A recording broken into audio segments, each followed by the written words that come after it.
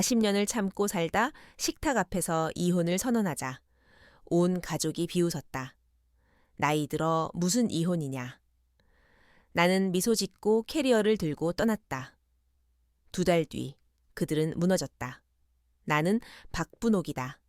68살. 원래라면 이 시간에 안방 아랫목에 앉아 굽은 허리를 주무르며 쉬고 있어야 했다. 하지만 나는 여전히 부엌에 서 있었다. 들기름 냄새, 간장 냄새, 파 냄새가 뒤엉켜 머리카락까지 달라붙었다. 땀은 관자놀이를 타고 흘러 볼을 적셨다. 며느리와 아들이 꾸민 최신식 부엌은 넓고 반짝였지만 나에게는 15년을 가둔 반짝이는 장속 같았다. 시골에서 서울로 올라온 그날 이후 이 집은 나에게 집이면서도 감옥이었다. 오늘은 나에게 특별한 날이었다. 내 68번째 생일. 하지만 이 집 식구들에게 오늘은 손자 하도윤이 국제고등학교에 입학한 첫날이었다. 나는 새벽 4시에 일어나 시장을 다녀왔다. 잘 차린 저녁상을 준비하고 싶었다. 내 생일을 기억해 달라는 마음은 접은 지 오래였다. 그저 내가 만든 뜨거운 밥상 앞에서 모두가 웃어 주길 바랐다. 닭은 정성껏 삶아 삼계탕을 끓였다. 아들 하우성은 닭 요리를 유난히 좋아했다. 도윤이가 좋아하는 바삭한 튀김 만두도 한 접시 산처럼 쌓았다. 며느리 김린이 칼로리 걱정 없이 먹는다며 늘 칭찬하던 돔이 간장찜도 준비했다.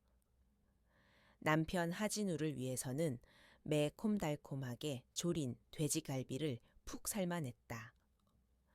아침부터 저녁까지 나는 칼을 잡고 불을 보며 서 있었다. 음식마다 내 삶이 조금씩 담겼다. 6시가 넘어 식구들이 들어왔다. 남편은 축 처진 얼굴로 들어와 모자를 소파에 던지고 투덜거렸다. 아들 우성과 며느리 리는 현관에서부터 휴대전화에 눈을 받고 들어왔다.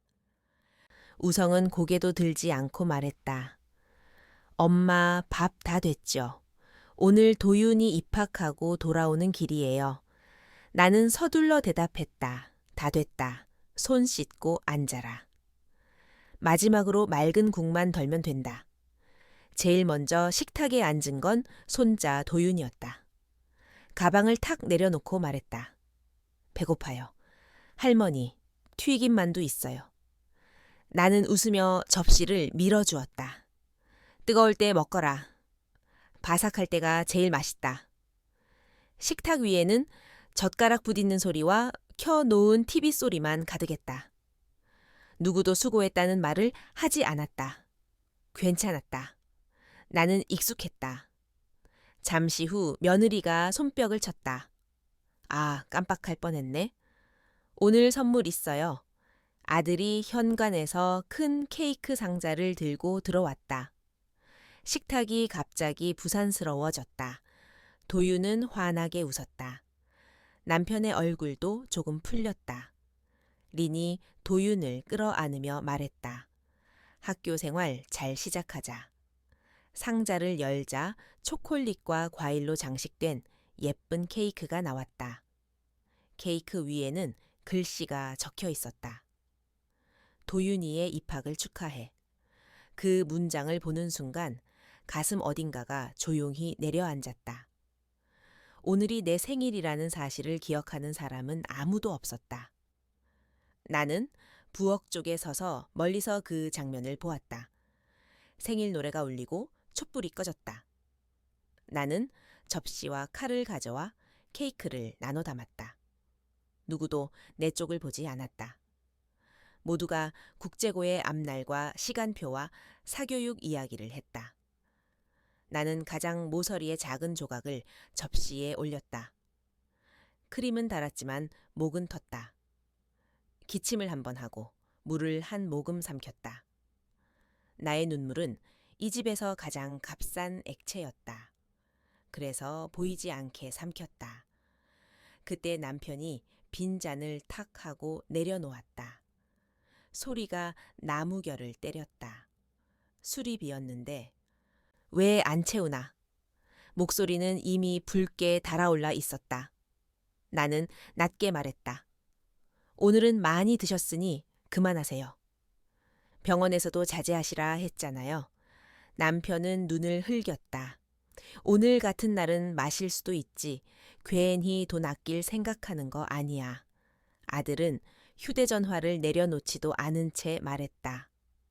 엄마, 아버지, 기분 좋게 한 잔만 더 따라드려요. 며느리는 가볍게 덧붙였다. 그러게요, 어머님. 분위기 깨지 말고요. 나는 조용히 병을 들어 잔을 채웠다. 손이 조금 떨렸다. 그때 젓가락이 바닥에 떨어지는 소리가 났다. 손자가 젓가락을 떨어뜨리고는 허리를 펴서 말했다. 할머니, 다른 젓가락 좀요. 나는 그 아이를 보았다. 아이의 말투는 아버지를 닮았고 그 아버지는 또 그 위를 닮았다. 부탁이 아니라 명령이었다. 며느리가 나를 흘끗 보며 말했다. 어머님, 안 들리셨어요. 도윤이 젓가락 좀요. 그 순간 내 안에서 무엇인가가 조용히 끊어졌다. 허리는 아팠고 다리는 저렸고 속은 타들어갔다.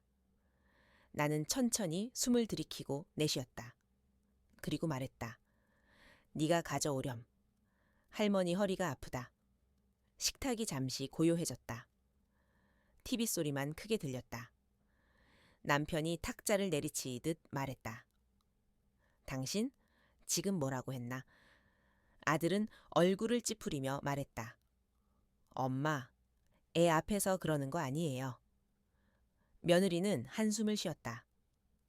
어머님, 집에서 하실 일은 이것뿐인데 그것도 하기 싫으세요.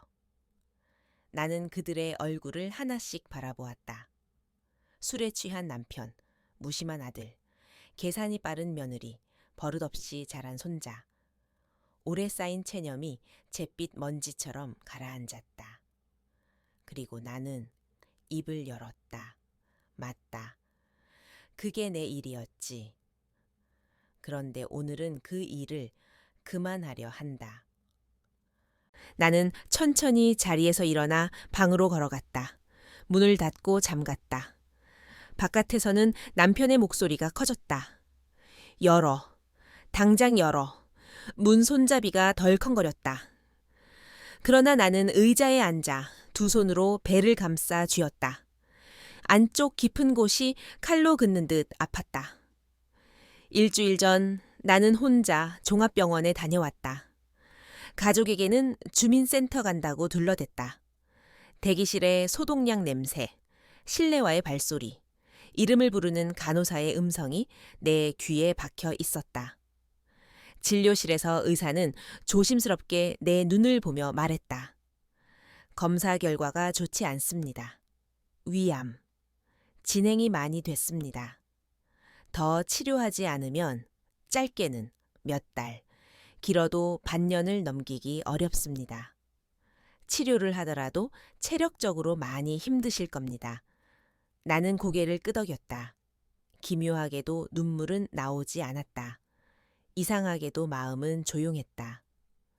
길고 고단한 삶 끝에서 이제야 내게 남은 시간이 보인다는 사실만이 또렷했다.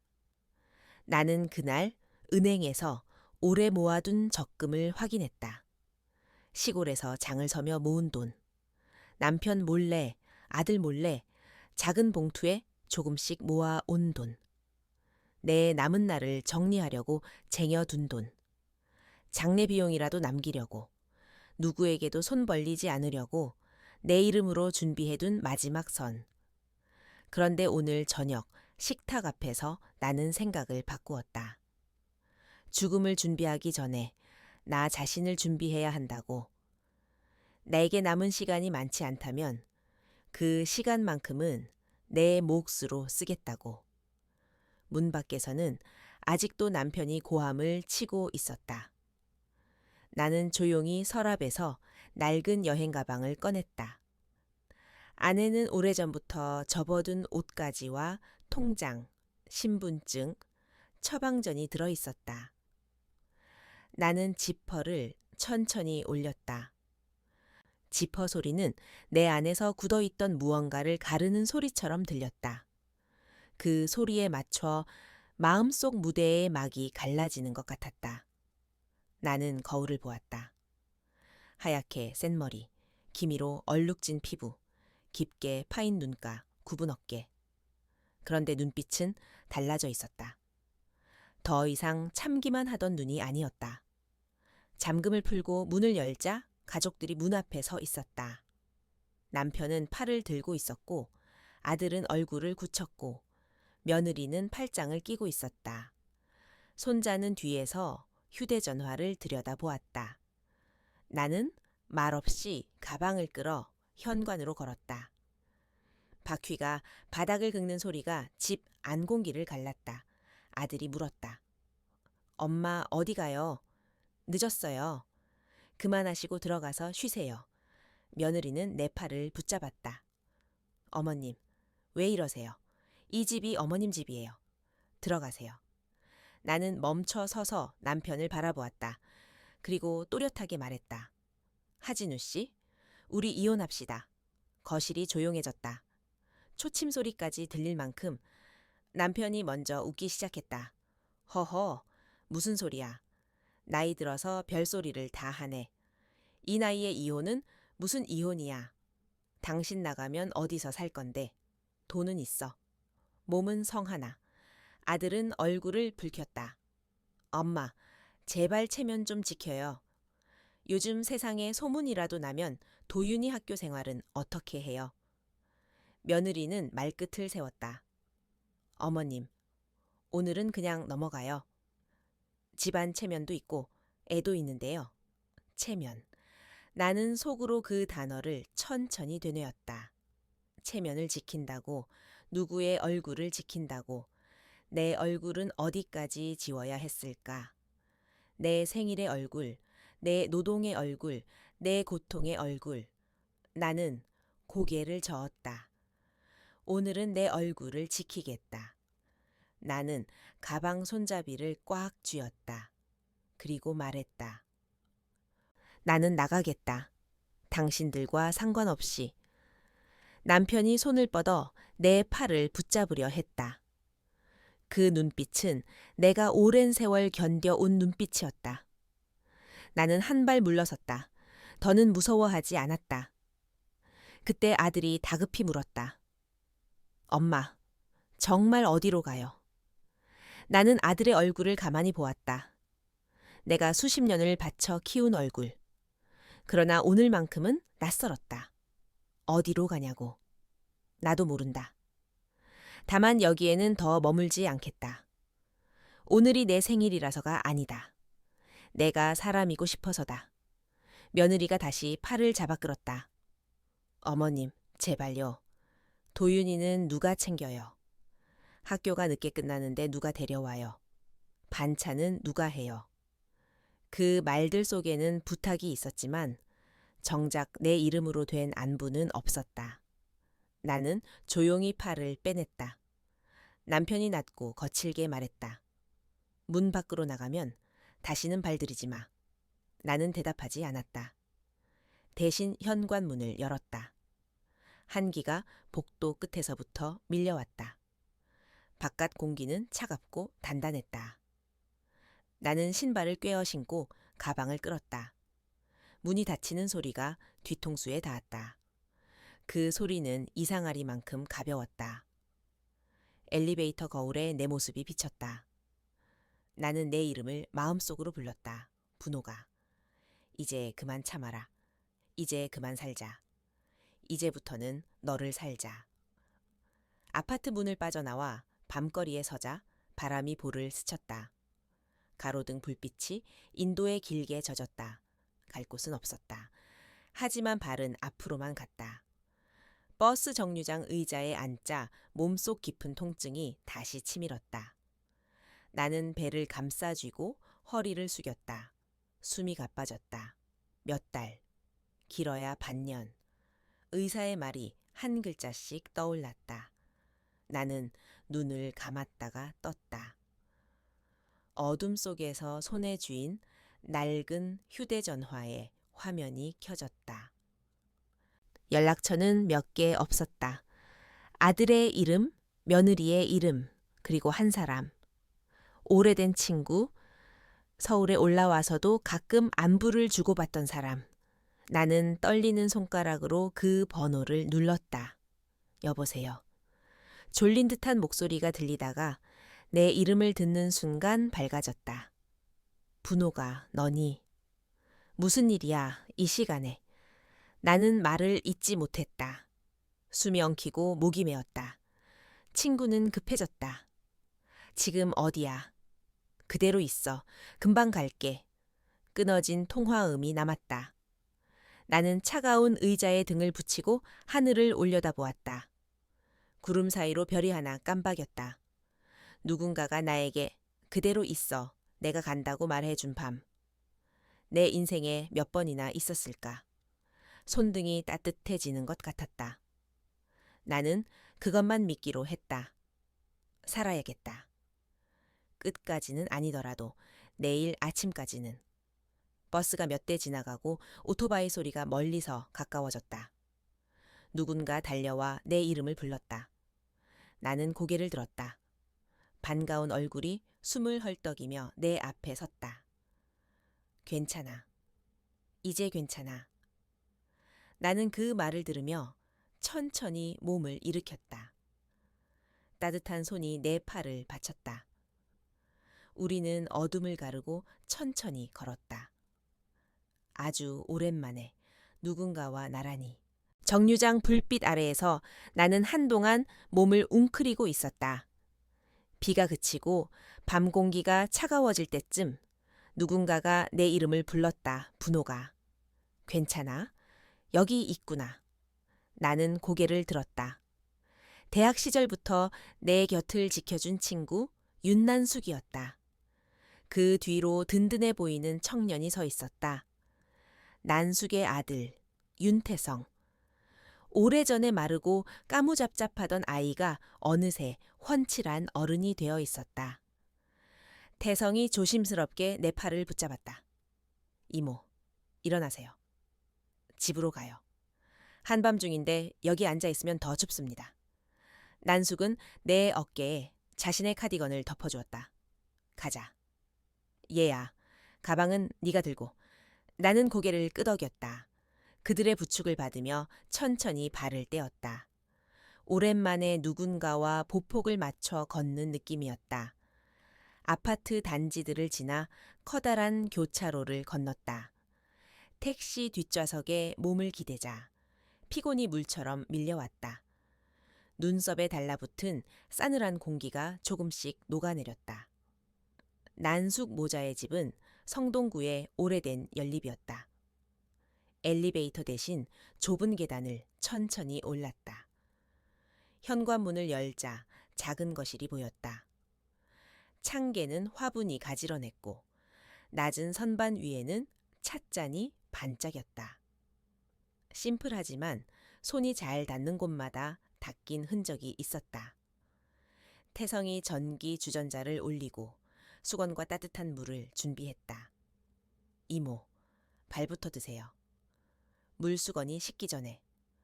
그는 바닥에 쭈그리고 앉아 내 발등을 조심스레 닦았다. 나는 얼른 손을 내저었다. 아니다. 내가 하지. 너는 손님 대접도 못 받고. 태성은 웃었다.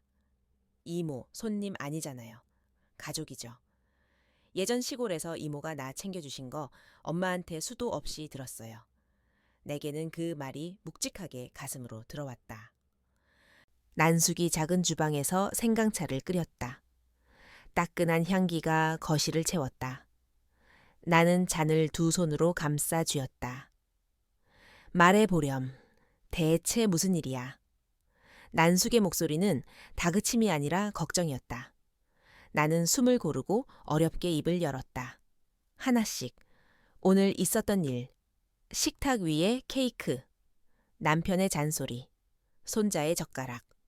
그리고 병원에서 들은 결과. 말이 끝나자 방 안은 조용했다. 난숙은 내 손을 잡았다. 뜨겁고 정확했다. 분호가. 겁먹지 말자. 같이 방법을 찾자. 태성이 고개를 끄덕였다. 이모. 내일 대학병원 예약부터 잡을게요. 회사 일은 제가 조정할 수 있어요. 비용은 걱정 마세요. 나는 반사적으로 손을 저었다. 안 된다. 너도 생활이 있는데. 내 통장에 조금 있다. 오래 모은 돈이야. 내 일은 내가 치르고 싶다. 태성이 단정하게 말했다. 이모. 도움은 빚이 아니에요. 사랑이에요. 우리도 사람이니까요. 그 말 끝에 난숙이 미소 지었다. 그래. 우선 자. 내일은 내일의 해가 뜨지. 그날 밤 나는 오래간만에 깊이 잤다. 새벽녘에 잠깐 통증이 찾아왔지만 이불 속 따뜻함이 그 고통을 밖으로 밀어냈다. 아침 햇살이 커튼 틈으로 스며들었다. 난숙이 만든 미역국과 김 달걀 지단을 얹은 밥을 먹고 약을 삼켰다. 태성은 노트북으로 대학병원 외래를 예약하고 교통편을 확인했다. 우리는 지하철을 2번 갈아타고 강남의 종합병원으로 향했다. 바닥은 반짝였고 안내 표지판은 질서정연했다.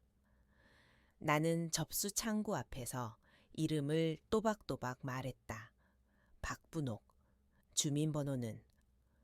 내 목소리는 또렷했지만 손끝은 떨렸다. 내시경, 혈액검사, 영상촬영.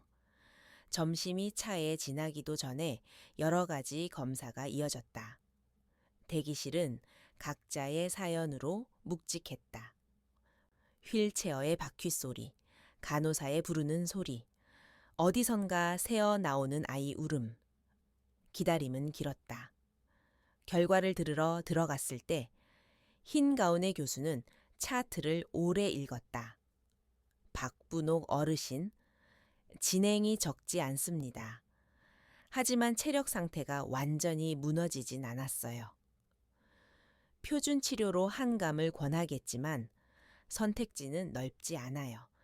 무엇보다 중요한 건 생활요법과 스트레스 관리입니다. 식사는 조금씩 자주, 움직임은 규칙적으로. 혼자 견디지 말고 누군가와 함께. 그는 내 눈을 보며 천천히 강조했다. 혼자 견디지 마세요. 나는 작은 고개 끄덕임으로 대답했다. 다행히 난숙과 태성이 양쪽에서 내 어깨를 받치고 있었다. 병원을 나오자 바람이 메웠다. 태성이 먼저 입을 열었다. 이모, 당분간 우리 집에서 지내세요. 회사 일은 내가 조절할게요. 밤 늦게까지 일하지 않고 집에서 보고서 쓰면 돼요. 엄마도 찬성이지. 난숙은 당연하다는 듯 고개를 끄덕였다. 너는 우리 집 식구야. 나는 망설였다. 신세를 너무 지는 게 아닐까. 말끝이 흐려질 때 태성이 조용히 덧붙였다. 이모, 사람이 아플 때 기대라고 있는 게 가족이에요. 혈연이든 인연이든. 나는 그 문장을 오래 곱씹었다. 기대라고 있는 게 가족. 한 글자씩 마음에 새겼다. 그날부터 나는 난숙의 집에 머물렀다. 아침에는 태성이 커피를 내리고 난숙이 죽이나 국을 끓였다. 점심에는 둘이 번갈아가며 반찬을 데웠다. 저녁이면 셋이 함께 식탁에 앉아 하루를 나눴다. 식탁 위에는 사소한 안부가 한 그릇씩 놓였다. 물김치가 시원하다. 계란찜이 잘 부풀었다. 내 국은 짜지 않다. 고맙다. 맛있다. 그런 말들이 우리의 위를 덮였다. 밤에는 TV에서 여행 프로그램이나 예능을 보았다. 화면 속 섬과 바다가 환하게 빛났다. 어느 날 나는 문득 말했다. 바다를 본 지가 오래됐구나. 아니지. 제대로 본 적이 없지. 난숙이 물었다. 가보고 싶어. 나는 고개를 끄덕였다. 바다 냄새를 맡고 싶다. 파도 소리를 듣고 싶다. 태성은 다음 날 아침 일찍 항공권을 알아보았다. 주말 항공편이 있었다. 부산행. 숙소는 해운대에서 바다가 보이는 작은 게스트하우스로 잡았다. 비용 이야기를 꺼내려는 나를 난숙이 손바닥으로 막았다. 됐어. 우리 셋 한 번쯤 바람 쐬는 게 뭐가 대수야. 치료도 치료지만 마음부터 살려야지. 그 말에 나는 숨을 길게 내쉬었다. 마음부터 살린다. 내가 나에게 허락하지 않았던 일들이 하나씩 허락되는 느낌이었다. 김해공항에 내리자 공기가 다르게 느껴졌다. 바람이 넓었다. 공항버스 창밖으로 낮게 이어진 산과 강이 보였다. 해운대에 도착했다. 모래사장은 햇빛을 받아 은빛으로 빛났다. 파도는 소리를 내며 밀려나갔다. 나는 신발을 벗고 모래 위에 발을 올렸다. 모래가 뜨끈했다. 발바닥으로 생이 전해졌다. 파도가 발목을 기웃거렸다. 소금기 어린 물방울이 뺨을 스쳤다. 나는 그 자리에서 갑자기 웃음이 났다. 어린아이처럼. 난숙이 내 손을 잡았다. 태성은 우리를 배경으로 사진을 찍었다. 사진 속 나는 모자이크처럼 조각난 시간이 아니라 한 장의 현재였다. 저녁에는 자갈치 시장에 갔다. 상인들이 큼직한 손으로 회를 썰었다. 광어와 우럭이 반짝였다. 따뜻한 매운탕이 국물김을 올렸다. 나는 천천히 꼭꼭 씹었다. 오랜만에 밥맛이 돌았다. 텅 빈 위에 불빛이 들어오는 것 같았다. 밥을 먹고 나와 관간대교가 보이는 벤치에 앉았다. 배들이 불을 켰다. 다리가 물 위에 길게 누웠다. 나는 조용히 속삭였다. 살아있다. 아직 살아있다. 그 속삭임에 밤바다가 대답했다. 철썩, 철썩. 이틀째에는 태종대에 올라 바람을 맞았다. 전망대에서 내려다본 바다는 더 넓었다. 우리는 나무 계단을 쉬엄쉬엄 내려갔다. 바위에 부서지는 물거품을 오래 바라보았다. 셋째 날에는 동백섬 산책로를 걸었다. 걸음은 느렸지만 웃음은 잦았다. 돌아오는 비행기에서 나는 창문에 이마를 기댔다. 구름 사이로 빗줄기가 새어 들어왔다.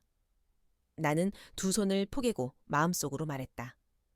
아직 끝이 아니야. 내 안 어디선가 작고 단단한 의지가 톡하고 솟았다. 서울로 돌아온 다음 날 우리는 다시 생활을 이어갔다. 아침 스트레칭, 소량의 식사, 약 복용, 낮잠, 그리고 걷기. 걷기는 초기에는 두 블록이 전부였다. 숨이 가빴다. 허리가 당겼다. 어느 날 우리는 뚝섬 유원지 쪽 공원에 갔다. 강바람이 잔잔했다. 광장 한쪽에서 신나는 음악이 흘러나왔다. 사람들 모여라. 박수 소리, 웃음소리. 가까이 가보니 야외 수업이었다.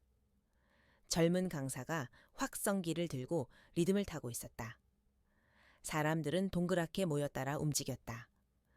팔을 들어 올리고 어깨를 젖히고 허리를 돌리고 발을 구르며 음악이 몸을 데워주는 것처럼 보였다.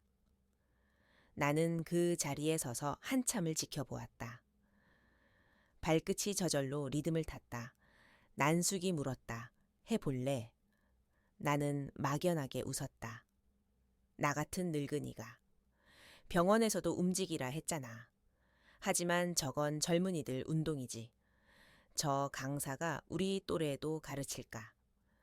그때 강사가 우리를 보더니 활짝 웃으며 다가왔다. 어머니들, 구경만 하지 마시고 한 동작만 함께 해보실래요? 어깨만 열어도 혈액순환이 확 달라져요. 그는 동작을 크게 쪼개 보여주었다. 손끝은 부드럽고 설명은 느렸다. 나에겐 그 배려가 안도의 숨을 만들었다. 나는 한 발자국 안으로 들어갔다. 발목을 굴리고 팔을 반원 그리듯 올렸다. 몸이 굳어 있었다. 허리가 당겼다. 하지만 이상하게도 통증보다 호기심이 컸다. 음악에 맞춰 팔을 펴고 손을 모으고 살짝 허리를 흔드는 동작이 이어질 때 나는 어색하게 끼어들었다. 강사는 잘하고 있다고 엄지를 들어 보였다. 노래가 끝나고 박수가 터졌다. 나는 혼자 웃음을 터뜨렸다. 민망함보다 시원함이 앞섰다. 난숙이 내 눈을 보았다. 나도 모르게 고개가 끄덕여졌다. 그날 저녁, 태성이 귀가하자 난숙이 바로 말을 꺼냈다. 분옥이가 오늘 공원에서 춤 비슷한 걸 했어. 태성이 눈이 커졌다. 진짜요. 이모, 최고다. 잘하셨어요. 그는 휴대전화로 근처 문화센터와 커뮤니티 센터의 강좌를 찾아보았다. 시니어 전용 라인 댄스, 초보 줌바, 건강 스트레칭, 동네 체육관의 생활 댄스 반. 시간표와 위치를 비교하더니 일정표를 만들었다. 이모, 너무 무리하지 않게 주 3회. 한 번은 스트레칭, 한 번은 라인 댄스, 한 번은 아주 쉬운 방송 댄스로 가요. 나중에 체력이 붙으면 조절해요. 비용은 내가 결제할게요. 나는 습관처럼 사양했다. 태성은 웃으며 말했다. 내가 좋아서 하는 거예요. 나도 행복하거든요. 첫 수업 날, 나는 울렁거리는 마음으로 체육관 문을 열었다. 거울이 벽을 가득 채운 공간, 바닥은 나무였다. 천장에는 선풍기와 조명이 돌아갔다. 선생 이름은 미소였다. 이름처럼 늘 웃고 있었다. 그녀는 먼저 내 몸 상태를 천천히 물었다. 허리와 무릎, 위에 통증, 머리를 끄덕이며 그녀가 말했다. 알겠습니다. 오늘은 상체 중심으로 아주 천천히 순환을 돕는 동작만 해요. 음악도 기본 템포로요. 나는 숨을 들이마시고 내쉬었다. 네, 부탁합니다. 기본 자세부터 낯설었다. 귀와 어깨를 멀게, 쇄골을 넓게, 배꼽을 척추 쪽으로 살짝 당겨, 고개를 길게, 팔은 귀 훑듯이 들어 올려 사소한 교정을 따라 하느라 숨이 찼다. 미소가 내 팔꿈치를 살짝 들어주었다. 잘하셨어요. 이제 어깨만 둥글게 굴려볼게요. 오른쪽 4번, 왼쪽 4번. 내 어깨에서 둔탁한 소리가 났다. 덜컥덜컥. 나는 멈칫했다. 괜찮아요. 오래 굳어있던 근육이 인사하는 거예요. 급하게 풀지 말고 인사부터 시켜요. 그녀의 말투는 가볍지만 단단했다. 둘째 주부터는 음악이 조금 빨라졌다. 발을 옮기는 동작이 추가되었다. 오른발 옆으로, 왼발 모아, 손끝은 하늘로 부드럽게 긋고 내려. 힙은 아주 조금만. 나는 거울 속 자신에게 말을 걸었다. 분호가, 부끄러워하지 말자. 살아있는 몸이잖아. 혈관에 아직 따뜻함이 흐르잖아. 그 말을 따라 몸이 조금씩 열렸다. 수업이 끝나고 돌아오는 길, 공원의 나무들이 유난히 푸르게 보였다.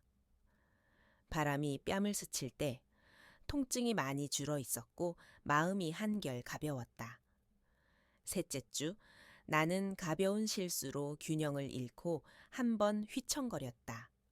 심장이 철렁였다.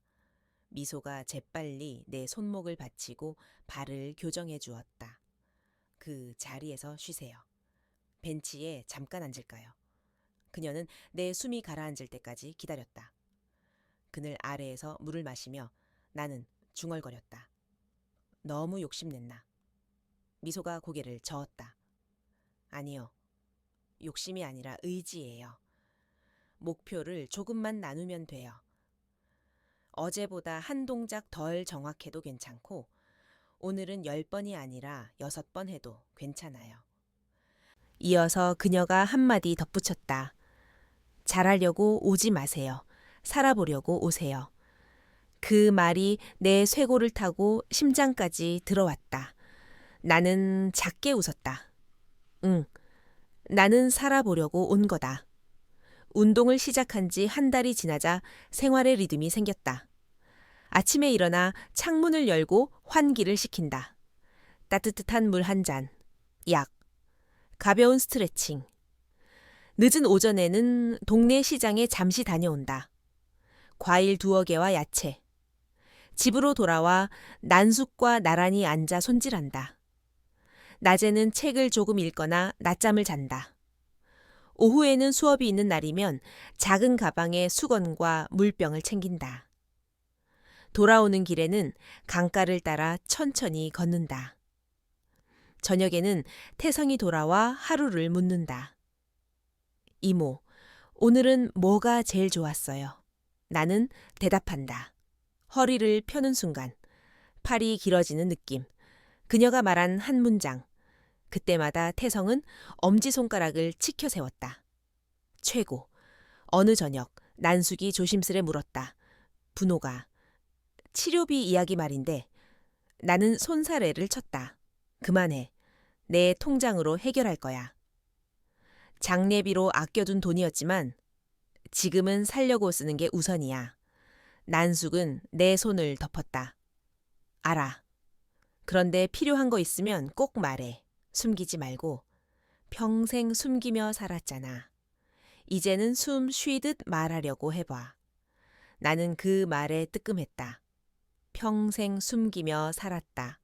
고통도, 눈물도, 서운함도, 칭찬을 받을 일조차도. 그날 밤 작은 수첩을 꺼냈다.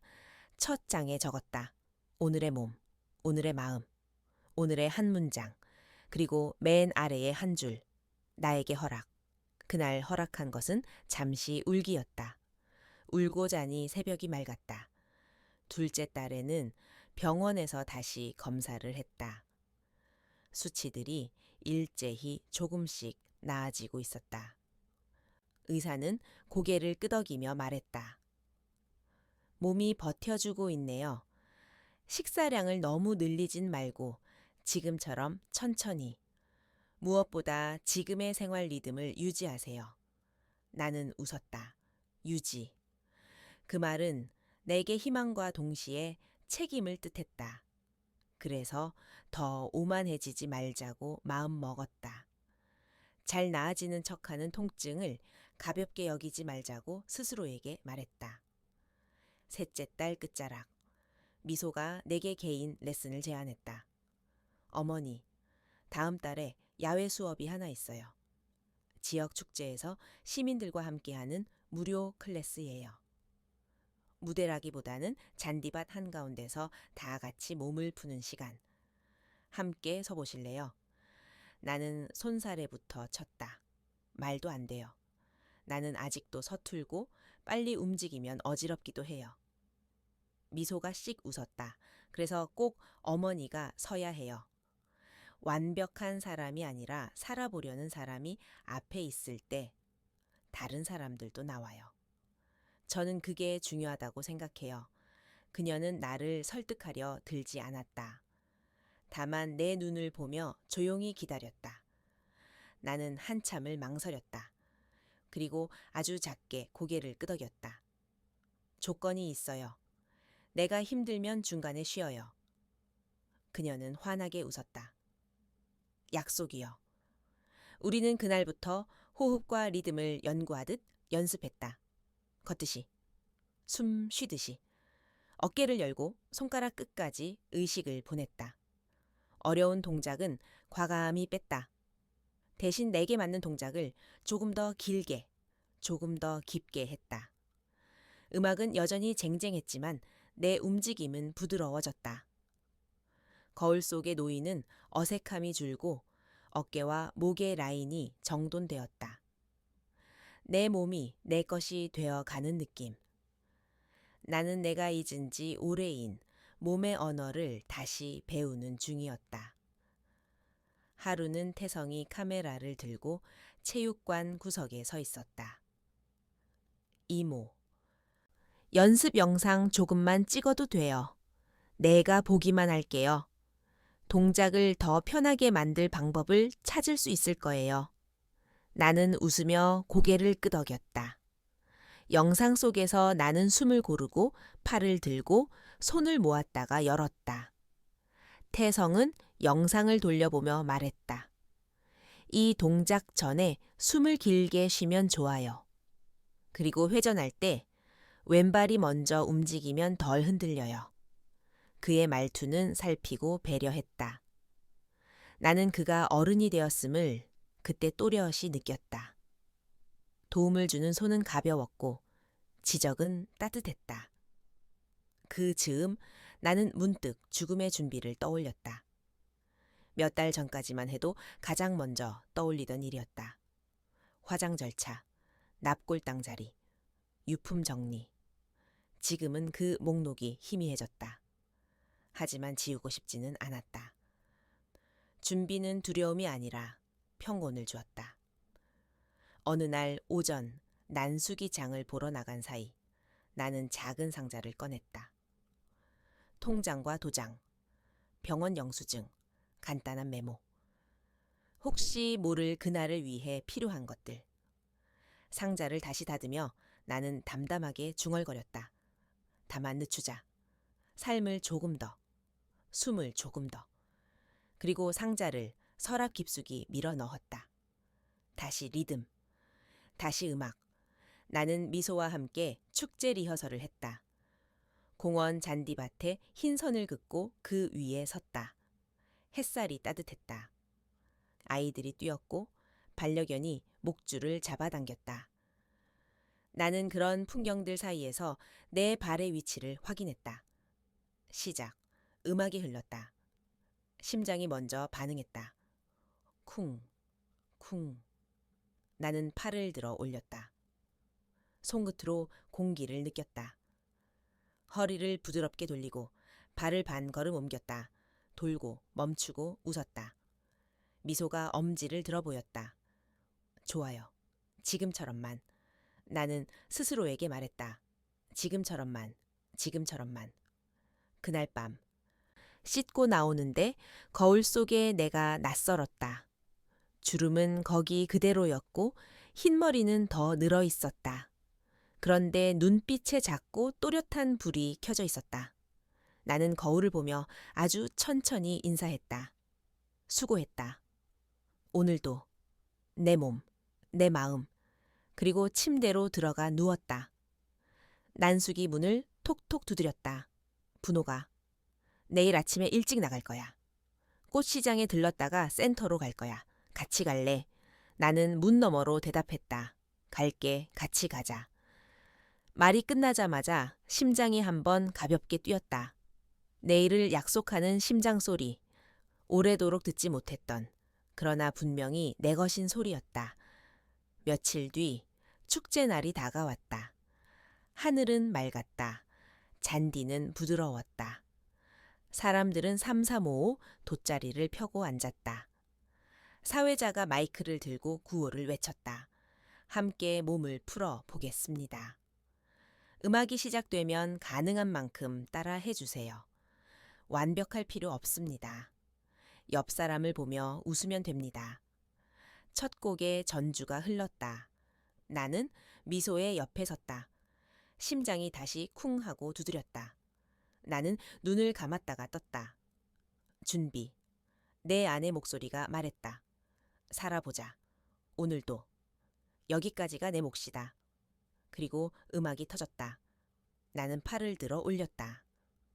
마치 오래전에 붙잡히지 못한 무언가를 하늘로 돌려보내듯 손끝이 햇빛을 스쳤다. 허리를 부드럽게 틀고 발을 앞으로 한 보폭 내디뎠다. 사람들이 따라 일어났다. 웃음소리가 커졌다. 아이들이 뛰며 박수를 쳤다.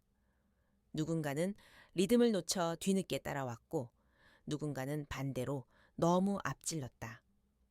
그러나 그 모든 흐트러짐이 음악 속에 포개졌다. 나는 내 안의 두려움이 바람에 날려가는 것을 느꼈다. 살아있다. 지금.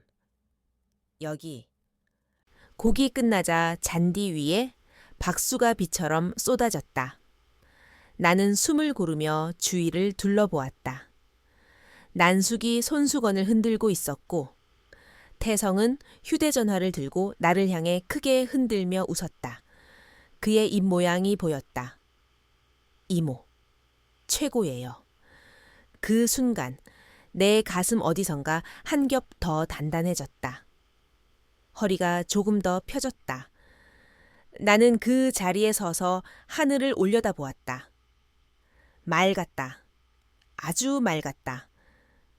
그리고 마음속 어디선가 조용히 예감했다.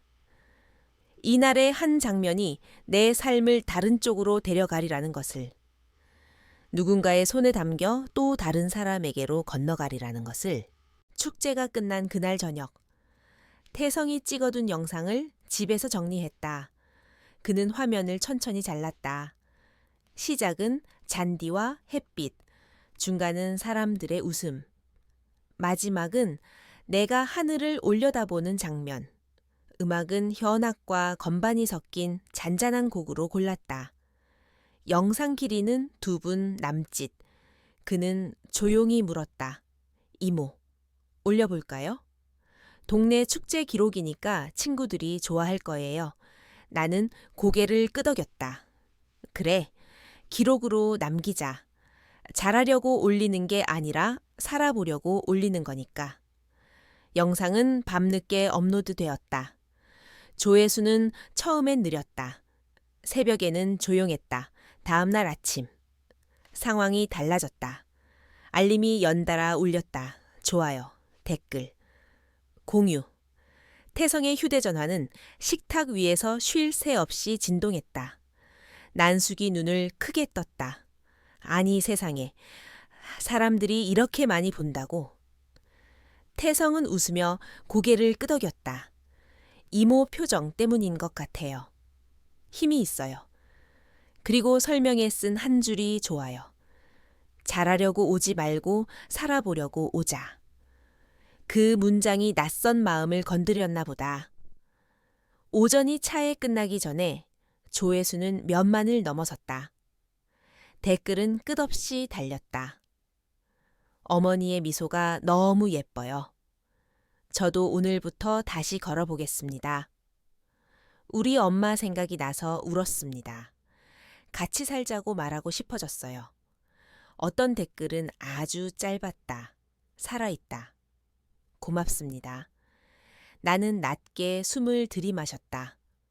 화면 속 글자들이 내 가슴으로 들어왔다.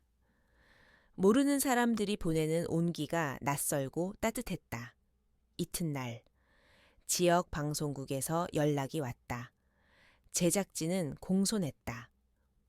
어르신의 이야기를 듣고 많은 분들이 힘을 얻을 것 같습니다. 짧은 인터뷰를 부탁드려도 될까요? 나는 망설였다.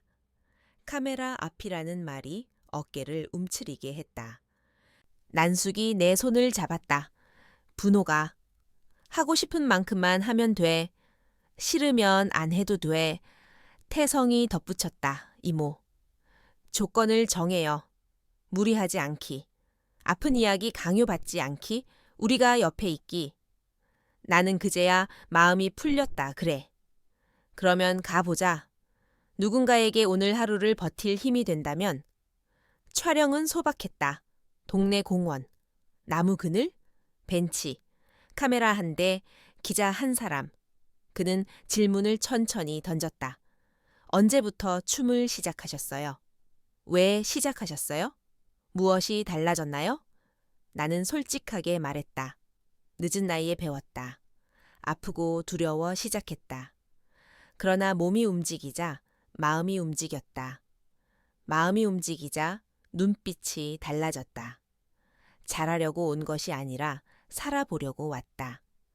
결말을 묻는 질문에는 웃으며 고개를 저었다. 내일도 살아보려고요. 그게 전부예요.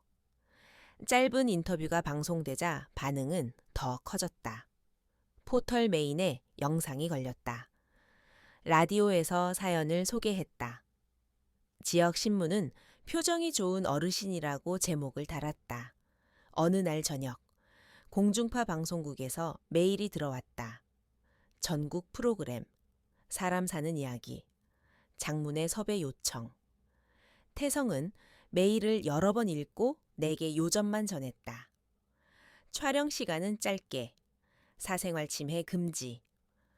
건강 관련 질문은 내가 결정, 출연료는 기부 가능. 그는 마지막 문장을 조용히 덧붙였다. 이모, 우리가 통제할 수 있는 조건이 많아요. 무리하지 않게 도울게요. 나는 이틀을 고민했다. 거절할 수도 있었다. 그러나 창문을 열어둔 밤 공기 속에서 나는 내가 받은 댓글들을 떠올렸다. 살고 싶어졌습니다. 엄마 손을 잡았어요. 오늘도 걸었습니다. 누군가는 화면 속 내 표정 하나로 하루를 버틴 것이다. 그 생각이 등을 떠밀었다. 좋아. 하자. 하지만 아픈 이야기는 길게 하지 말자. 나는 내 아픔으로 관심을 얻고 싶지 않았다. 살아보려는 의지로 누군가를 만나고 싶었다. 촬영 날, 메이크업 의자는 비어 있었다. 나는 평소처럼 얇게 크림만 바르고 나왔다. 미소가 와서 간단한 스트레칭을 도와주었다. 제작진은 예의 바르고 빨랐다. 식탁에서 난숙과 나란히 앉아 소감을 말했고 공원에서 태성과 함께 천천히 걸었다. 체육관에서는 내가 배운 기본 동작을 천천히 보여주었다. 선생인 미소는 옆에서 침착하게 동작을 나눴다. 기자가 묻는다. 어르신이 춤을 출 때 가장 먼저 떠오르는 건 무엇인가요? 나는 답했다. 숨, 그리고 허리. 숨이 들어오고 허리가 펴지면 나머지는 따라와요. 그는 마지막 질문을 조심스럽게 던졌다. 어르신에게 내일은 어떤 날인가요? 나는 미소 지었다. 내일도 허리를 한 번 더 펴보는 날. 그게 내일이에요. 방송은 큰 화제가 되었다. 낯선 번호로 전화가 많이 왔다. 강의 요청, 행사 초대, 제품 홍보 제안, 무엇이 필요한지 묻는 메시지, 무엇이 과한지 구분하는 일부터 배워야 했다. 태성은 나 대신 앞에 섰다. 그는 정중하게 거절할 것은 거절했다. 일정은 무리하지 않게 잡았다. 전화 끝에 그는 늘 같은 말을 붙였다. 우리에게 가장 중요한 건 건강입니다. 양해 부탁드립니다. 누군가 억지를 부리면 그는 웃으며 한 번 더 반복했다. 건강이 먼저입니다. 그리고 끊었다. 그의 그 단호함이 내 삶의 울타리가 되어 주었다. 한편으로 나는 매달 병원을 찾았다. 수치가 조금씩 좋아졌다. 교수는 조심스럽게 말했다. 아주 천천히. 그러나 확실히 나아지고 있습니다. 치료를 최소화하고 생활을 유지합시다. 운동과 식사와 수면, 스트레스 관리. 나는 메모장에 크게 썼다. 잠, 숨, 물, 햇빛, 몸, 마음. 그리고 한 줄을 더했다. 기쁨. 그날 이후 나는 하루의 끝에 그 5글자를 꼭 적었다. 오늘 기쁨, 햇살. 오늘 기쁨. 난숙의 된장국, 오늘 기쁨. 태성의 장난스런 농담, 오늘 기쁨. 미소의 엄지, 가끔은 무리했다. 연달아 인터뷰가 잡히는 날이면 어깨가 뻐근했다. 얼굴에 피곤이 어른거렸다. 그런 날 밤. 나는 스스로에게 말했다. 내일은 쉬자. 쉬는 것도 용기다. 그리고 다음 날 일정 하나를 비웠다. 비운 자리에 낮잠이 들어왔다. 낮잠이 지나가면 다시 힘이 돌아왔다. 나는 쉬기를 배우는 중이었다. 쉬어야 오래 살아볼 수 있었다. 여름이 깊어가던 어느 날, 방송국에서 2번째 출연을 제안했다. 이번에는 다른 어르신들과 함께하는 공동 무대였다. 사연은 각자 달랐다. 남편을 먼저 보낸 분, 직장을 그만두고 우울을 겪던 분, 만성 통증으로 누워 지내다 일어난 분. 우리는 서로의 이야기를 조금씩 들었다. 눈물이 날 때도 있었고 웃음이 날 때도 있었다. 리허설이 끝난 뒤 한 분이 내게 다가와 말했다. 화면에서만 보다가 직접 뵈니 더 따뜻하시네요. 저는 어제까지만 해도 무대 위에 서지 않겠다고 버텼어요. 그런데 어르신이 숨이라고 말하신 다음부터 마음이 풀렸어요. 숨이 들어오면 나머지는 따라온다는 말. 그게 저를 움직였어요. 나는 고개를 끄덕였다. 함께 서요. 우리 둘이서만이라도. 그녀는 미소 지었다. 네, 함께요. 그 무대는 화려하지 않았다. 조명은 차분했다. 음악은 과하지 않았다. 우리는 라디오처럼 천천히 움직였다. 관객은 조용히 박수쳤다. 무대 뒤에서 제작진이 울었다. 존경 크레딧이 올라갈 때 우리는 손을 맞잡았다. 그날 나는 집으로 돌아와 수첩에 적었다. 오늘의 몸, 떨림, 오늘의 마음, 고요, 오늘의 한 문장, 함께 서면 덜 아프다. 그리고 마지막 줄, 내게 허락, 울어도 된다. 가을이 왔다. 공기에서 사과와 풀 냄새가 났다. 수업을 마치고 나오는데 미소가 망설이는 얼굴로 말을 건넸다. 어머니, 조심스러운 부탁이 있어요. 우리 센터에 막 시작한 분이 계세요. 연세는 비슷하고요. 통증 때문에 움츠러들어 계세요. 매번 수업 시작 전에 창가에서 망설이세요. 혹시 괜찮으시면 수업 전에 5분만 같이 숨 쉬어 주실 수 있을까요? 그냥 앞에서 서 계시기만 해도 돼요. 나는 잠시 생각했다. 누군가 앞에 선다는 건 자주 무겁다. 하지만 5분, 숨. 그것이라면 나는 고개를 끄덕였다. 해보자. 5분이라면. 그 다음 주. 나는 수업 시작 10분 전에 센터에 들어갔다. 창가 의자에 앉아있던 분과 눈이 마주쳤다. 그녀는 놀라고 나는 고개를 숙였다. 먼저 인사드릴까요? 저는 분옥이에요. 그녀는 작게 대답했다. 저는 수연이에요. 긴장하셨어요. 네. 혹시 크게 움직이지 않아도 되는 동작부터 같이 해볼까요? 우리 둘이서만. 그녀는 조심스레 고개를 끄덕였다. 나는 손바닥을 펼쳐 보였다. 숨을 적셔요. 코로 길게 들이마시고 입으로 부드럽게 내쉬고 어깨는 힘을 뺍니다. 손끝을 따뜻하게. 허리는 억지로 펴지 말고 마음을 먼저 펴요. 그녀의 눈가가 살짝 젖었다. 괜찮아요. 울어도 돼요. 울면 숨이 넓어져요.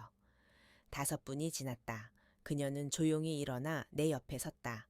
나는 느리게 팔을 올렸다. 그녀도 올렸다. 우리는 같은 속도로 숨을 쉬었다. 수업이 시작되었을 때 그녀는 내 옆줄에 섰다. 나는 마음속으로 말했다. 잘했어. 우리 둘 다. 그날 밤 창가에 앉아 있으니 전화가 울렸다. 병원이었다. 정기 검진 결과가 나왔다. 다음 주에 교수 면담을 잡자고 했다. 나는 수화기를 내려놓고 잠시 눈을 감았다. 두려움이 올라왔다. 동시에 희망이 올라왔다. 마음이 요동쳤다. 다음 주 병원 결과. 난숙이 내 어깨를 감쌌다. 같이 가자. 태성도 어깨 너머로 말했다. 일정 비워둘게요. 괜찮아요. 무슨 결과든 같이 듣죠. 다음 주 병원. 계절은 조금 더 깊어져 있었다. 혈액 검사, 영상 촬영, 내시경 일부. 점심을 지나서야 모든 검사가 끝났다. 우리는 카페에서 따뜻한 차를 마시며 시간을 보냈다. 내 이름이 불렸다. 교수의 방으로 들어가자 공기가 차분했다. 교수는 인사를 건너뛰지 않았다. 고생 많으셨습니다. 그는 차트를 넘겼다. 화면을 가리켰다. 지난 기록과 오늘의 기록을 곁에 두고 설명했다. 수치가요. 안정적입니다. 아니, 솔직히 놀랄 정도로 좋아졌습니다. 영상에서도 특이, 소견이 없습니다. 현재로서는 활동을 유지하셔도 좋습니다. 다만 기본 원칙은 지키는 게 중요합니다. 과로 금지, 수면 확보, 규칙적인 움직임, 그리고 교수는 미소 지었다, 기쁨. 그 단어를 잊지 마세요. 진료실을 나오는 순간 복도 불빛이 아주 밝게 느껴졌다. 나는 깊게 숨을 쉬었다. 난숙과 태성이 동시에 내 손을 잡았다. 잘했어. 잘 버텼어. 그 말이 오늘의 상이었다. 집으로 돌아오는 길, 우리는 아무 말도 하지 않았다. 말 대신 손에 온도가 오갔다. 집 앞에 다다랐을 때 태성이 중얼거렸다. 오늘은 고기 굽죠. 축하해야죠. 난숙이 웃었다. 네가 다 굽고 설거지도 해. 태성은 바로 대답했다. 네, 알겠습니다. 명령이 떨어졌습니다. 우리는 셋이 함께 웃었다. 그날 밤. 식탁에는 상추와 깨십과 구운 고기가 올랐다. 나는 소금만 살짝 찍어 꼭꼭 씹었다. 맛있었다. 식사가 끝나고 태성이 아주 조심스럽게 말했다. 이모, 부탁이 하나 있어요. 나는 젓가락을 내려놓았다. 말해 보렴. 그가 숨을 고르고 이어갔다. 이렇게 많은 분들이 이모에게서 용기를 얻고 있어요. 그런데 아직도 어디에 의지해야 할지 모르는 분들이 너무 많아요. 동네마다 조금씩 모일 수 있는 공간이 있으면 좋겠어요. 너무 거창할 필요는 없고요. 음악을 틀고 숨을 같이 쉬고 팔을 같이 올릴 수 있는 곳, 이름을 뭐라고 하면 좋을까요? 그는 내 눈을 봤다. 살아보자. 나는 낮게 웃었다. 간판으로는 길고 길다. 그는 다시 웃었다. 맞아요. 간판은 짧아야죠. 그럼 숨과 허리. 어때요? 나는 고개를 저었다. 더 간단하게 기쁨. 그 한 글자를 떠올렸다. 살아서 얻는 작은 기쁨. 그게 우리 시작이어야 했다. 태성은 무릎을 쳤다. 좋다. 기쁨 센터. 첫 번째는 우리 동네에서. 나는 덧붙였다. 그리고 규칙 하나. 잘하려고 오지 않기. 살아보려고 오기. 우리는 그 자리에서 계획을 썼다. 공간 임대, 보험 가입, 안전교육, 초보 프로그램, 커뮤니티 규칙, 기부금의 사용처. 수업료는 최대한 낮추고 형편이 어려운 분들은 장학 좌석으로 받기. 모든 프로그램 시작은 25번으로 통일하기. 셋이서 밤늦도록 머리를 맞댔다. 수첩에는 글자가 촘촘하게 채워졌다. 이따금 우리는 같은 문장을 동시에 적었다. 건강이 먼저, 기쁨이 먼저. 사람은 숫자가 아니다. 준비는 생각보다 많은 손을 필요로 했다. 행정 절차, 대관 서류, 소방 점검, 바닥 논슬립 패드, 손잡이 위치, 초보를 위한 의자형 동작 보조도구, 음악 저작권. 우리는 하나씩 배웠다. 모르는 것은 묻고 또 물었다. 주민센터의 담당자는 친절했다. 시니어 안전교육 강사는 실무적이었다. 동네 의사는 비용을 깎아주었다. 방음 공사는 예산 안에서 가능한 만큼만 했다. 화려하지 않지만 충분했다. 첫날, 문 앞에 작은 화분을 두었다. 간판에 글자를 붙였다. 기쁨. 오전 10시. 문을 열었다. 처음 온 사람은 5명이었다. 나는 떨렸다. 손이 가늘게 흔들렸다. 미소가 내 어깨를 톡 건드렸다. 숨 하고 나는 고개를 끄덕였다.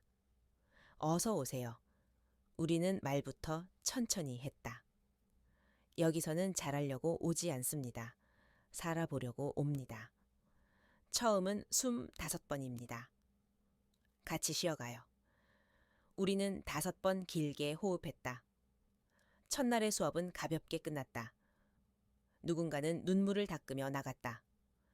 누군가는 웃으며 다음 주를 예약했다. 누군가는 조용히 인사하고 돌아섰다. 나는 문이 닫힌 뒤 한 번 더 허리를 폈다. 오늘 살아보았다. 둘째 주, 사람들이 조금 늘었다. 셋째 주, 빈 의자가 줄었다. 한 달이 지났을 때 우리는 의자 6개를 더 들여야 했다. 입소문은 빠르지도 느리지도 않게 번졌다. 누군가는 친구 손을 잡고 왔다. 누군가는 배우자와 함께 왔다. 누군가는 혼자 왔다가 돌아갈 때 둘이 되었다.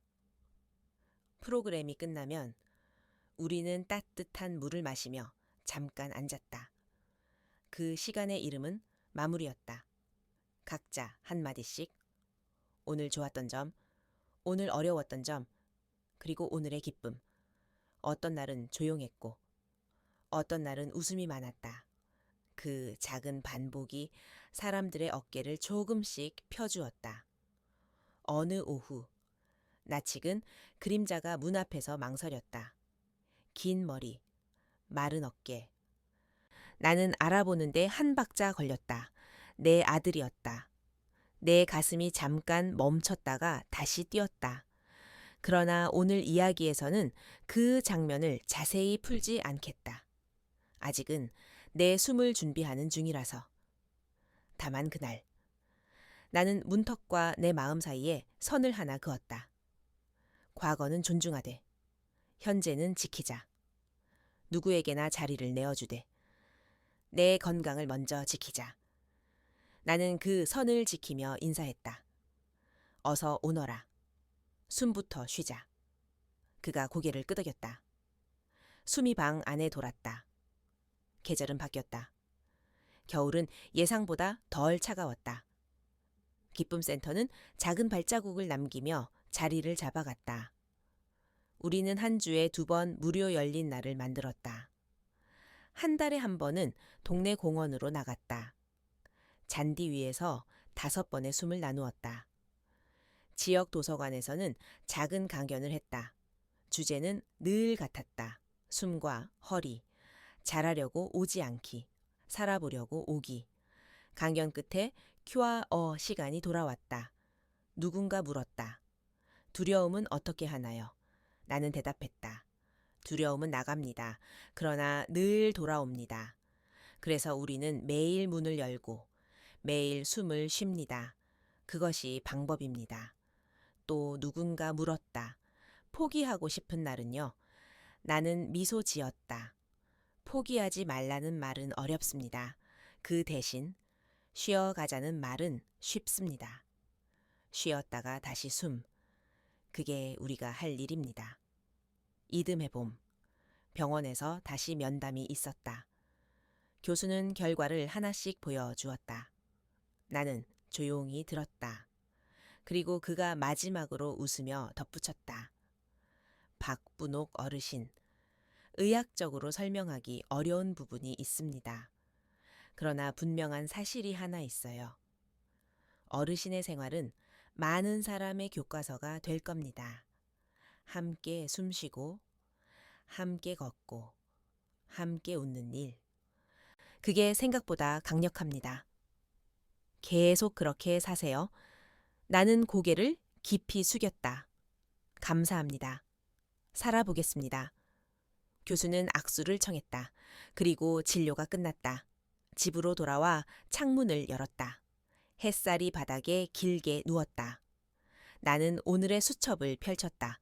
오늘의 몸, 따뜻함, 오늘의 마음, 잔잔함, 오늘의 한 문장, 쉬어가자.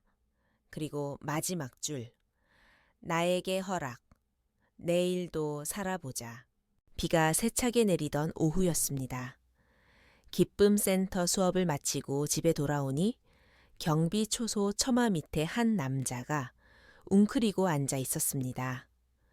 젖은 머리칼, 떨리는 손, 술 냄새. 한참을 바라보니 알아보게 되었습니다. 내 아들이었습니다. 말라버린 어깨, 움푹 팬 눈, 구겨진 옷자락. 그는 비에 젖은 채로 내 앞에 무릎을 꿇었습니다. 엄마, 내가 잘못했습니다. 나는 아무 말도 하지 않았습니다. 먼저 숨을 골랐습니다. 빗줄기가 바닥을 두드렸고 경비원의 발걸음이 조심스레 멈춰 섰습니다. 나는 고개를 끄덕였습니다. 일어나라. 안으로 들어가서 씻고 밥을 먹자. 그 다음에 말하자. 따뜻한 물에 샤워를 하고 면도를 하고 마른 옷을 입고 식탁에 앉았습니다. 난숙이 국을 덮였고 나는 김을 찢어 밥 위에 올렸습니다. 그는 젓가락을 제대로 들지 못했습니다. 밥알이 숟가락에서 떨어져 그릇 가장자리에 부딪혔습니다. 그는 울었습니다. 미안합니다. 미안하다는 말을 몇 번이나 반복했습니다. 나는 그에게 물 한 잔을 건넸습니다. 물을 마시고 나서 그는 마침내 고개를 들었습니다. 아버지는 세상을 떠났습니다. 며느리는 아이를 데리고 떠났습니다. 집은 넘어갔습니다. 나는 갈 데가 없습니다. 도와주십시오. 나는 그의 눈을 보았습니다. 오래전 어린아이의 눈이 아닌 길을 잃은 어른의 눈. 나는 조용히 말했습니다. 오늘은 묻지 않겠다. 먼저 자고 내일 아침에 얘기하자. 그리고 한 가지, 술은 끊어라. 여기에선 술 냄새가 나지 않는다. 그는 고개를 끄덕였습니다. 다음 날 아침, 부엌 창문으로 햇살이 들어왔습니다. 우리는 마주 앉아 밥을 먹었습니다. 나는 질문을 짧게 던졌습니다. 어디서 잤니? 누구를 만났니? 무슨 일을 했니? 그는 끊어지듯 대답했습니다. 공장 일은 오래 못 버텼고 대리운전도 금방 그만두었고 카드 빚은 불어났고 집은 담보로 넘어갔다고 했습니다. 분한 마음에 술을 더 마셨고 결국 아무도 남지 않았다고 했습니다. 그는 두 손으로 얼굴을 가렸습니다. 엄마가 떠난 날을 원망했다가 아버지의 외도를 핑계로 삼았다가 며느리의 말만 듣던 지난 시간을 후회했다가 결국 자기 탓이라고 중얼거렸습니다. 나는 한참을 들었습니다. 말끝마다 후회가 걸려 있었고 숨끝마다 두려움이 섞여 있었습니다. 나는 짧게 말했습니다. 책임은 나눠진다. 하지만 선택은 너의 몫이었다. 이제부터의 선택도 너의 몫이다. 그는 고개를 끄덕였습니다. 그럼 나를 여기서 조금만 살게 해주십시오. 창고라도 좋습니다. 청소도 하고 심부름도 하고 무엇이든 하겠습니다. 나는 고개를 저었습니다. 이 집은 네가 쉴 곳이 아니다. 이 집은 지금의 가족이 숨 쉬는 곳이다. 대신 방 두어 달치 월세와 밥값 정도는 도와주겠다. 네가 직접 방을 구하고 아침마다 해가 뜨는 방향을 보며 일어나라. 기쁨센터에 오고 싶으면 와라. 하지만 이 집 문을 네가 마음대로 열고 닫을 수는 없다. 그는 울 것 같은 얼굴로 고개를 숙였습니다. 알겠습니다. 나가서 살겠습니다. 다만 기회를 한 번만 더 주십시오. 나는 봉투 하나를 내밀었습니다. 많지 않은 돈. 그러나 출발선 위에 설 만큼은 되는 돈. 나는 덧붙였습니다. 여기에는 약속이 붙는다. 첫째, 술을 끊는다. 둘째, 일을 찾는다. 셋째, 매주 한 번은 내게 근황을 알린다. 그러면 한 달 뒤에 한 번 더 도와줄지 내가 판단하겠다. 그는 두 손으로 봉투를 받으며 말했습니다. 감사합니다. 이번에는 도망치지 않겠습니다. 그가 떠난 뒤 거실은 잠시 조용했습니다. 난숙이 묻습니다. 괜찮겠니? 나는 고개를 끄덕였습니다. 그 아이가 돌아왔다는 사실이 중요했다. 내가 흔들리지 않았다는 사실이 더 중요했다. 우리는 점심을 차려 먹고 창밖으로 구름의 흐름을 보았습니다. 나는 수첩을 펼쳐 썼습니다. 오늘의 몸, 긴장, 그러나 안정. 오늘의 마음, 흔들림, 그러나 중심. 오늘의 한 문장, 사랑에는 경계가 있다. 그리고 마지막 줄, 나에게 허락, 지켜낸 선을 믿자. 며칠 뒤 고향 쪽 친척에게 전화가 왔습니다. 전 남편의 소식이었습니다. 그는 외도의 끝에서 폭력과 다툼에 휘말렸고 급작스럽게 생을 마감했다고 했습니다. 나는 한동안 말이 나오지 않았습니다. 긴 세월을 함께한 사람의 마지막 소식은 어떤 형태이든 가슴을 치고 들어왔습니다. 전화를 끊고 창가에 서서 숨을 쉬었습니다. 오래 묵은 분노가 아니라 오래 묵은 슬픔이 흘렀습니다. 누구든 자신이 뿌린 것을 거두며 그 거둠의 방식은 안타까울 때가 많습니다. 나는 두 손을 모아 조용히 기도했습니다. 떠난 이에게 평안을, 남은 이에게 분별을, 그리고 내게 단단함을. 아들은 약속을 지켰습니다. 월세가 저렴한 고시원을 구했고 편의점 심야 근무를 시작했습니다. 낮에는 택배 분류를 도왔고 오후에는 술을 참기 위해 동네를 걸었습니다. 일주일 뒤 그는 기쁨센터에 왔습니다. 문 앞에서 머뭇거리다가 조심스레 들어왔습니다. 나는 일반 회원에게 하듯 인사했습니다. 어서 오세요. 숨부터 쉬고 시작합니다. 그는 맨 뒤에 섰습니다. 음악이 흐르고 동작이 시작되었습니다. 나는 일부러 그를 보지 않았습니다. 수업이 끝나고 마무리 시간. 오늘의 기쁨을 한 문장씩 나누었습니다. 누군가는 햇살이라고 했고, 누군가는 처음으로 허리를 펴봤다고 했고, 누군가는 눈물이 나서 좋았다고 했습니다. 그의 차례가 왔을 때 그는 잠시 침묵하다가 말했습니다. 오늘 숨을 끝까지 내보냈습니다. 그 한 문장이 방 안을 조용하게 흔들었습니다. 나는 고개를 숙였습니다. 잘했다. 정말 잘했다. 가을이 깊어갈수록 센터는 조금 더 단단해졌습니다. 무료 개방 날에는 도시락을 나눴고 작은 도서 코너를 만들었습니다. 상담을 요청하는 전화가 늘어났고 각자 사연이 모여 작은 파도처럼 밀려왔습니다. 우리는 원칙을 세웠습니다. 의료 상담은 병원으로, 법률 문제는 전문기관으로, 우리는 숨과 허리, 그리고 생활의 리듬을 돕는 곳으로, 도움의 손이 필요한 곳에 정확히 연결하는 일, 그리고 그 사이사이에 음악을 틀고 팔을 들어 올리는 일. 나의 하루는 바빴습니다. 그러나 바쁨이 목적을 잃지 않도록 나는 매주 하루를 쉬었습니다. 쉬는 날에는 시장을 가고 장아찌를 담그고 난숙과 공원 벤치에서 해가 기울 때까지 앉아 있었습니다. 쉬는 날이 있었기에 일하는 날이 빛났습니다. 어느 저녁 방송국에서 또 연락이 왔습니다. 전국 생방송 인터뷰였습니다. 나는 조건을 분명히 했습니다. 병력의 자세한 언급은 피한다. 가족의 사생활을 파고들지 않는다. 센터의 규칙을 먼저 소개한다. 진행자는 고개를 끄덕였습니다. 생방송 날 나는 평소 옷차림을 했습니다. 짙은 화장 대신 얇은 미소, 요란한 말 대신 짧은 숨. 진행자가 물었습니다. 어르신, 많은 분이 용기를 얻고 있습니다. 비결이 무엇일까요? 나는 고개를 저었습니다. 비결은 없습니다. 원칙만 있습니다.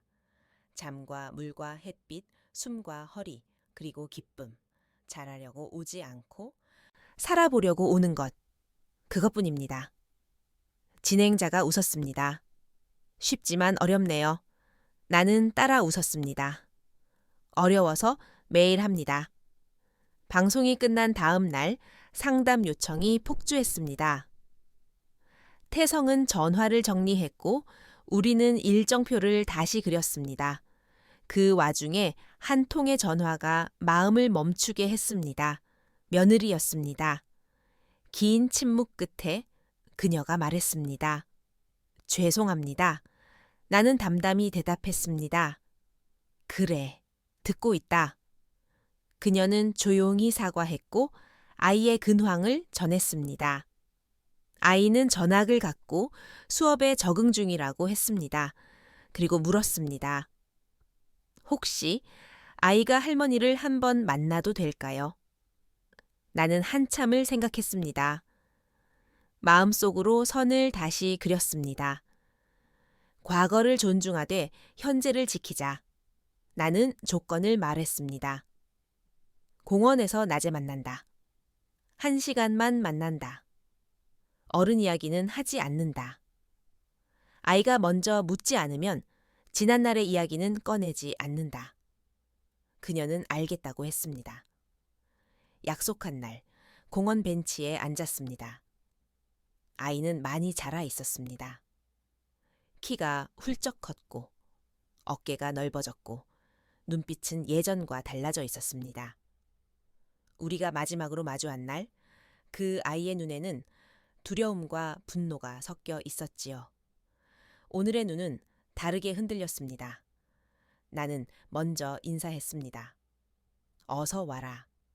그는 고개를 숙였습니다. 할머니, 안녕하세요. 우리는 같이 걸었습니다.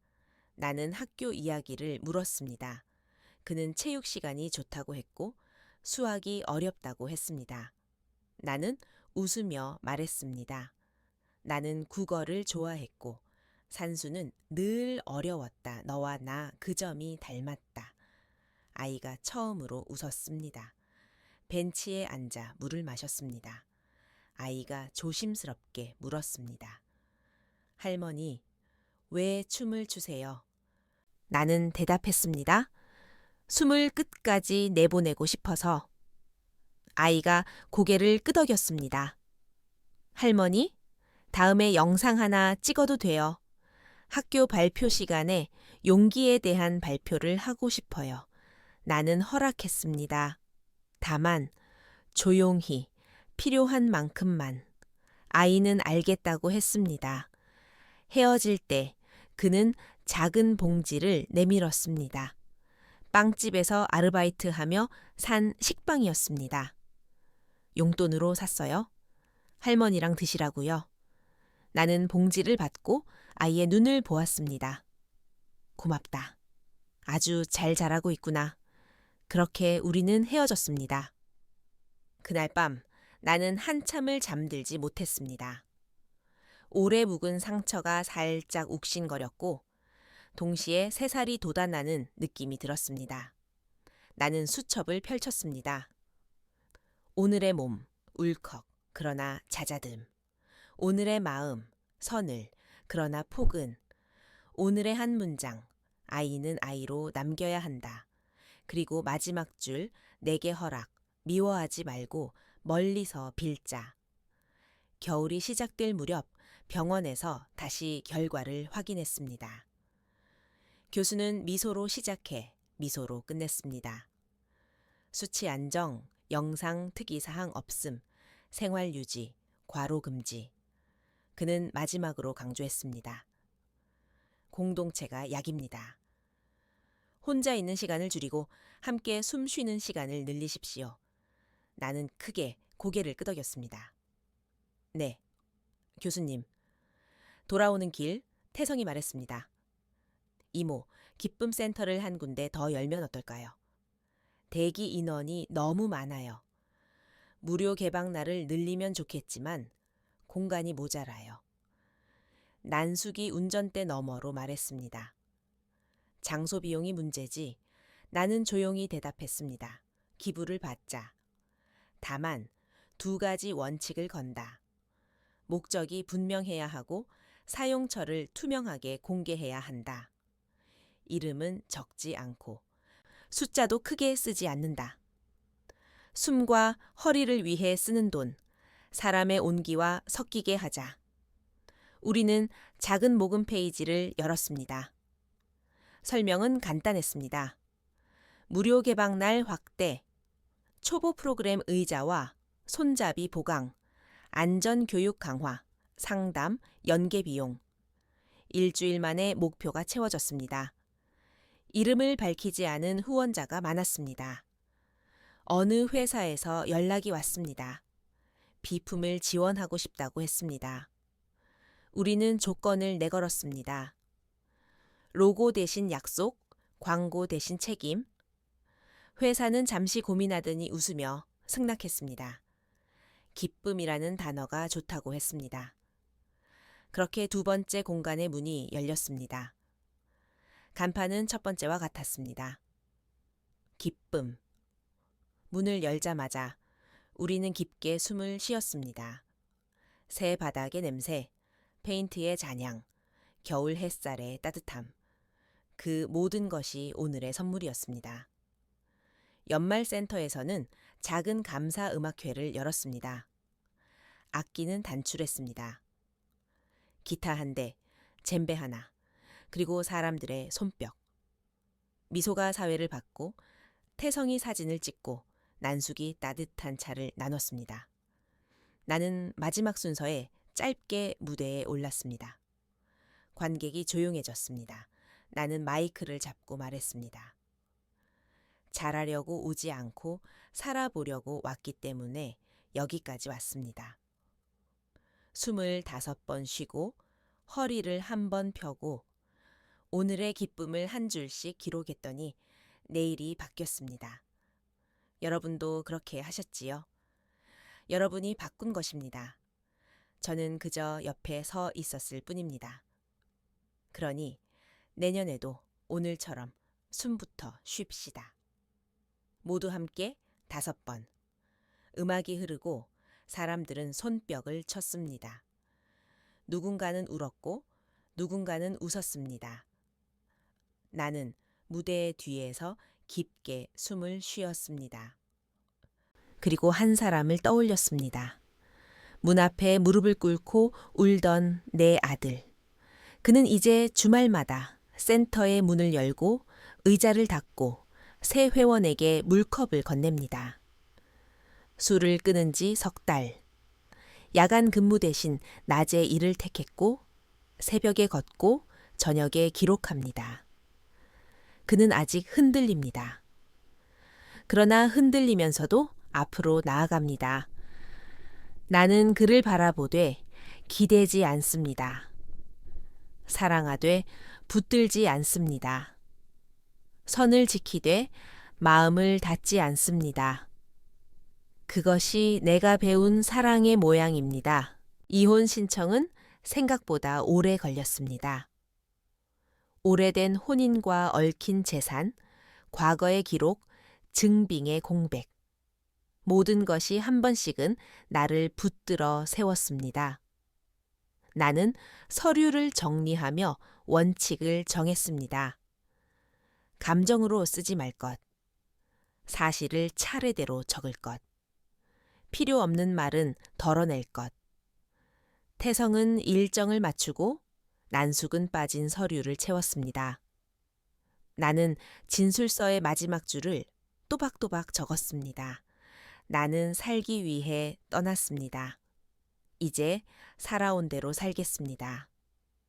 신문기일 날 법정은 차가웠고 의자는 단단했습니다.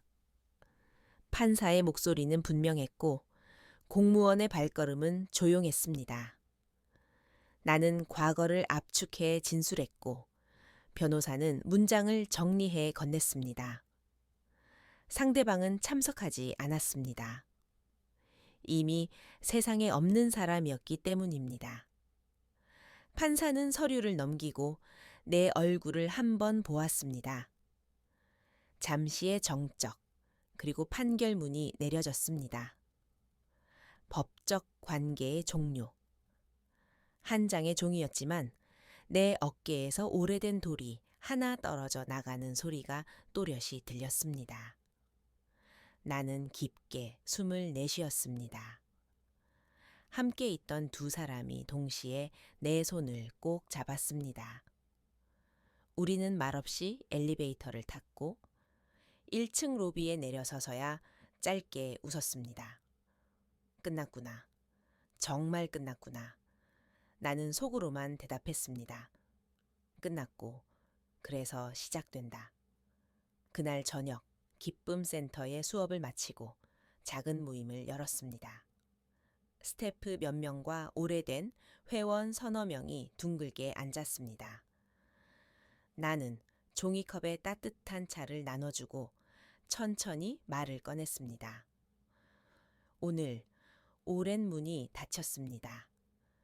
닫힌 문을 오래 바라보지 않겠습니다. 내일 열 문을 준비하겠습니다. 모두가 조용히 고개를 끄덕였습니다. 누군가 박수를 치려다 멈추었고 누군가는 눈가를 훔쳤습니다. 나는 의자에서 일어나 허리를 한번 펴고 팔을 들어 올렸습니다. 오늘의 기쁨을 몸으로 기록합시다. 아주 천천히 5번. 며칠 뒤 고향 친척이 보내온 작은 상자가 도착했습니다. 낡은 사진 몇 장과 오래된 인감 케이스, 그리고 손으로 꾹꾹 눌러 쓴 메모 한 장이 들어 있었습니다. 사진에는 젊은 날의 내가 있었습니다. 흰색 원피스, 아래로 묶은 머리, 햇살에 눈을 가늘게 뜬 얼굴. 옆에는 아직 낡지 않은 마음을 가진 두 사람이 서 있었습니다. 나는 한참을 사진을 보았습니다. 미움이 아니라, 슬픔이 아니라 그저 지나간 풍경을 보는 마음으로. 메모에는 짧게 적혀 있었습니다. 지나가라. 그뿐이었습니다. 나는 메모를 접어 작은 봉투에 넣고 서랍 깊숙이 밀어 넣었습니다. 때로는 짧은 문장이 가장 긴 위로가 됩니다. 지나가라. 정말로 지나가라. 겨울이 깊어지자 센터에는 실내 프로그램이 더해졌습니다.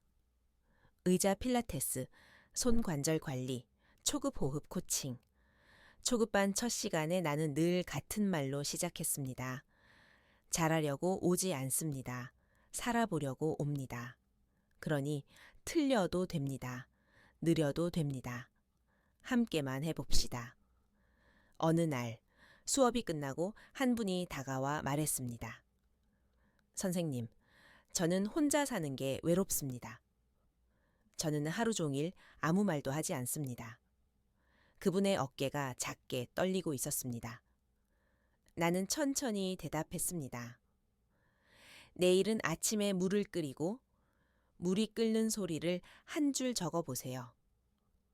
점심에는 창문을 열고 바람이 들어오는 느낌을 한 줄 적어보세요. 저녁에는 손을 따뜻한 물에 담그고 온도를 한 줄 적어보세요. 그리고 다음 주에 그 3줄을 들고 오세요. 우리는 그것을 같이 읽고 같이 숨을 쉬겠습니다. 그분은 고개를 끄덕였습니다. 내가 할 수 있는 작고 확실한 일, 그것으로 충분하다는 얼굴이었습니다. 어느 토요일 아이가 다시 공원으로 왔습니다. 이번에는 작은 노트를 들고 있었습니다. 발표를 잘 마쳤다고 했고 친구들이 박수를 많이 쳐 주었다고 했습니다. 나는 마음이 놓였습니다. 아이는 조심스럽게 물었습니다. 할머니, 나중에 내가 커서 사람을 도울 수 있는 일을 하고 싶어요. 어떻게 하면 좋을까요? 나는 대답했습니다. 할 수 있는 일을 할 수 있는 만큼 오래 하렴. 빛나는 말보다 정확한 손을 내미는 사람이 되렴. 아이가 고개를 끄덕였습니다. 그는 마지막 장을 펼쳐 한 문장을 보여주었습니다. 오늘의 문장. 숨을 끝까지 내보내면 보이지 않던 길이 보인다. 나는 웃었습니다. 그래, 그 문장이면 한동안은 충분하겠다. 태성은 센터의 운영을 조금 더 체계화했습니다. 상담 접수, 지역 연계, 무료 개방 날의 안전 매뉴얼, 어떤 도움을 어디로 연결할지 표준 절차를 만들었고, 작은 오류가 생기면 즉시 고치도록 시스템을 손봤습니다. 나는 프로그램의 기본을 다시 확인했습니다. 숨, 허리, 걸음, 그리고 한 줄 기록. 그 네 가지는 센터의 뼈대가 되었습니다. 우리는 무언가를 더 화려하게 만들지 않았습니다. 다만 흐트러지지 않게 붙들어 두었습니다. 꾸준함은 화려함을 이깁니다. 그렇게 겨울이 지나고 봄이 왔습니다. 봄 햇살이 유리창을 통과해 마룻바닥을 따뜻하게 데웠습니다. 수업 사이 나는 조용히 바닥에 누워 등을 바닥에 붙였습니다. 호흡이 천천히 퍼져나갔고 심장이 잔잔히 박동했습니다. 살아있음의 리듬이 또렷했습니다. 봄의 어느 날 나는 서랍 깊숙이 숨겨둔 상자를 꺼냈습니다. 그 안에 옥색 비단 저고리와 치마가 접혀 있었습니다. 내가 나를 위해 처음으로 주문했던 한 벌. 첫날에는 입지 않았고 그 다음에도 입지 않았습니다. 이유는 필요 없었습니다.